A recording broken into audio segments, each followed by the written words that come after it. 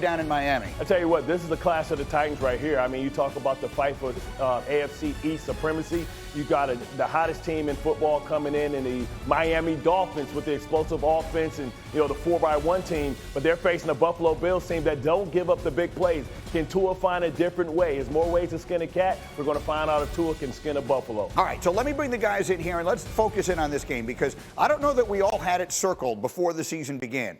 But Bills at Dolphins in Week 3 shapes up to be one of the most interesting games of the early NFL season. The Dolphins are riding super high. Are you buying that they can stay that way and knock off the Bills?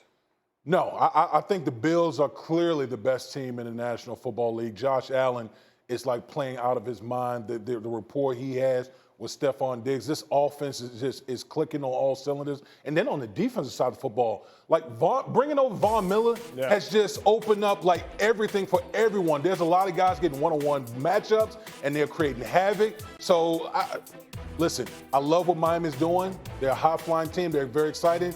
But, man, that's Goliath they're going against in Buffalo. All right, so I want to take everyone behind the scenes a little bit. As we were in a break, Ninko and Bart, you guys were talking about, yes, Miami had the huge explosive plays, and give them credit. But that was a lot about what the defense didn't do. And, Ninko, I know you're going to show us what you mean. Yeah, they just let the fastest receiver in the NFL run straight down the field, Tyreek Hill. Nobody touched him. They're backpedaling. Tyreek is at a full sprint, and you're backpedaling. Let me show you right here. This is what you don't do. This is football 101 on defense. You don't just start a slow backpedal. Let Tyreek Hill run straight through the middle of your defense. Nobody's behind him. Nobody is there. So guess what? What does the quarterback do? Let me just throw the ball as far as I can. Let the fastest receiver in the NFL run for a touchdown untouched. Like, just look at this. Okay, let me show you another one. Let's just let him run down the field.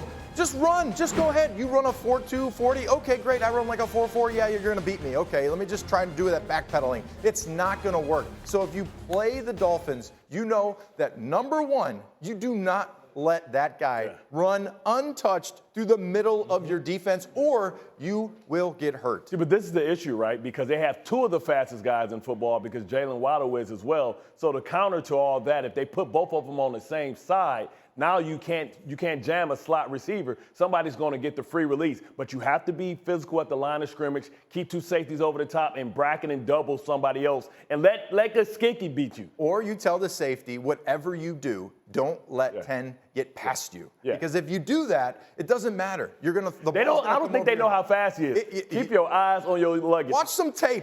He's pretty fast. I asked Dominique when he was in here the other day, our cornerback, I said, how would you handle that? He said, anything 20 yards and in you can have.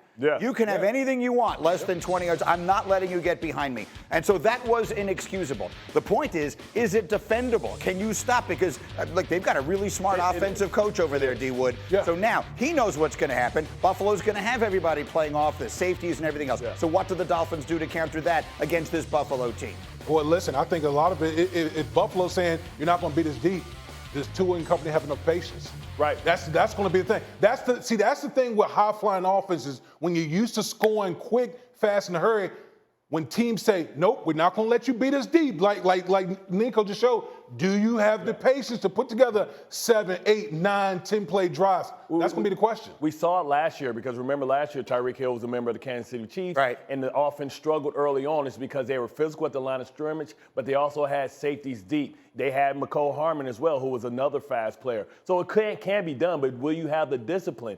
And to do that, will you have the nerve to be able to stop the run in a light box? Because you have to put 7 to coverage. That means 6 in the box. You got to stop the run with a light box. I really like the way you phrased that when you said history is written by the winners. The fourth quarter of that game changed everything. Because for 3 quarters, the Ravens looked like as good as anybody in the AFC. Lamar Jackson was having the best day of his career, and there were still questions about Tua. Then they go nuts because the fast guys get behind the defense left and right, and now the whole world is talking about Tua. Can they beat Buffalo Sunday? I don't think they can beat Buffalo. I mean, there's always a fighter's chance. There's a puncher's chance of them making some type of turnover, and it's a one-possession game, and they make something of it. But this is what I was going to say defensively. Sometimes it takes more than just the cover guys. I'm talking defensive ends, pass rushers to help out in coverage. And we would do this in New England. So, yeah, of course, 3rd and long, I want to get to the quarterback. I'm in my 3-point stance. I'm trying to get – but if Tyreek Hill's right here, maybe I give him a little jam. Maybe I surprise him And it only takes a little bit to slow you down enough to mess up the timing that it takes for the quarterback to make that throw. And remember what Tua revealed to us last week. He said if he can, because he's not a taller quarterback, if he can't see, he can't throw the ball because he can't see you open. So now you distort his vision in the middle by running time games and crosses and U games in front to make sure that he never has windows to throw through. Look, the Bills are on a short week on the road in the Miami, South Florida play as well. Who's going to catch the ball, Todd Bowles? Well, we have depth. Anytime you lose quite a few guys at one spot, you got to worry a little bit. But we got guys that need to step up and make plays, and we kept them around for a reason, so they just got to go in and perform. Diana, what? I mean, I opened it up by offering like this plea. If you can catch a football and you happen to live in the Tampa St. Pete area, Tom Brady needs you. Who is he going to throw to on Sunday? Todd Bowles has been really consistent with this. Have you noticed anytime there's been a problem with a starter or there's some injuries, what does he always say? Well, we've got lots of depth. Do they have depth that perhaps we don't know about? Because, guys, look at who's available. It's not great, right? So we know Mike Evans is out. Chris Godwin just comes back from this knee injury. Now he's got a hamstring situation that's lingering. I spoke to a source yesterday. It seems like this may be a long shot. Julio Jones, who knows with him? When he's out there and he's healthy, he's fantastic. But he can't stay healthy, so he's not very dependable right now. So what do you do if you're the offense in Tampa Bay right now if you don't have that many pass catchers? Well, you're going to look to your running back, right? You're going to look for Leonard Fournette to perhaps carry a load. But that just seems like a lot for him to do with all these receivers out for Tom Brady. Well, I mean, he can both run it and catch it a little bit. What do you think about the role that Fournette might play this week against Green Bay? Hey, strap it up. Put whatever you got to put on your body because it's going to be it's got to be one of those days. Yeah. I mean, look at it. I mean, Diana already pointed out. Mike Evans out for suspension. Chris Godwin, still coming back off the knee. Julio, you don't know with Julio. Nah. Where else can you go if you're Tom Brady? It's literally hand the ball off and throw it to Leonard Fournette. Those are really your only options. You didn't hear they signed Cole Beasley. Stand up. Yeah.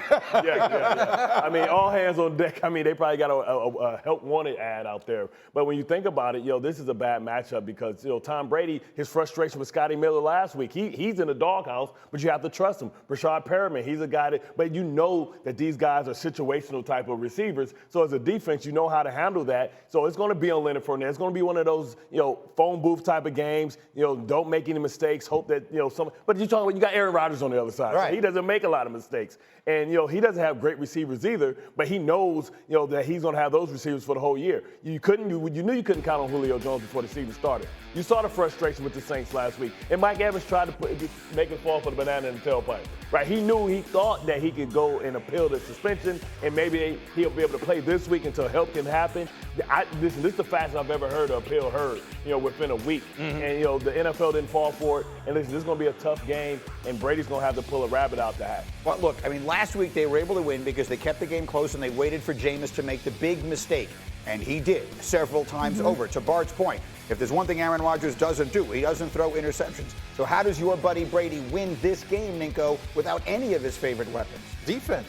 The Tampa Bay defense. If the Tampa Bay Bucks can get after Aaron Rodgers they have 10 sacks. They're leading the league in sacks, and they're blitzing the quarterback. They're getting after quarterbacks. So sometimes you're going to have bumps in the road. You're going to have injuries. You're going to have an offense that's wounded. Yeah. So you win with your defense. They're playing a Packers team that has an offensive line that we've been saying has question marks across the board.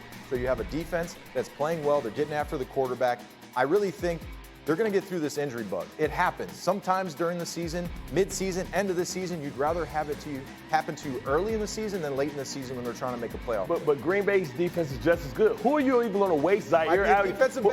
Who are you going to waste Zaire Alexander on? So now that means 8. I'm putting 9 in the box. I'm not afraid of whoever's out there on the outside. So you talking Beasley? Listen. Who can handle the blitz better? Brady or Aaron Rodgers, who's more athletic? I don't play Tom a lot. Did he handle the blitzes okay?